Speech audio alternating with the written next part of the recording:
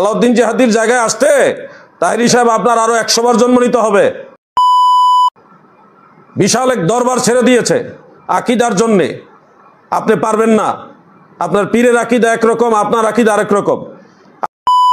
আপনি ওয়াজে বলেন আমিরে মুআবিয়াতুন সাহাবী, আর ওয়াজ রাতের বেলা গিয়ে আবার বলেন শিয়াদের সাথে গিয়ে আপনি বুক মিলান।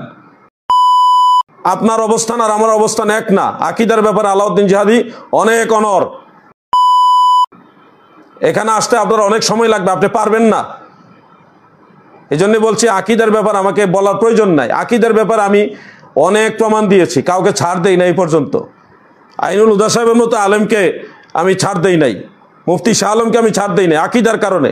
বড় বড় আলেমদেরকে আমি তাদেরকে বিচ্ছিন্ন করে দিয়েছি আকীদার জন্য। আপনি পারবেন না, এত বড় অবস্থান নিতে আপনি পারবেন না।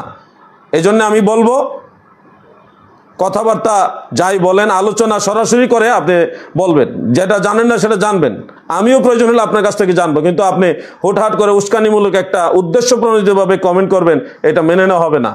আলাউদ্দিন জিহাদির জায়গায় আসতে তাহেরি সাহেব আপনার আরো 100 বার জন্ম নিতে হবে। বিশাল এক দরবার ছেড়ে দিয়েছে আকীদার জন্যে। আপনি পারবেন না। আপনার পীরের আকীদা একরকম, আপনার আকীদা আরেক রকম।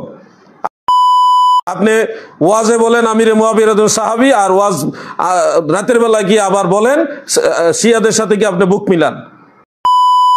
আপনার অবস্থান আর আমার অবস্থান এক না। আকীদার ব্যাপারে আলাউদ্দিন জিহাদি অনেক অনর।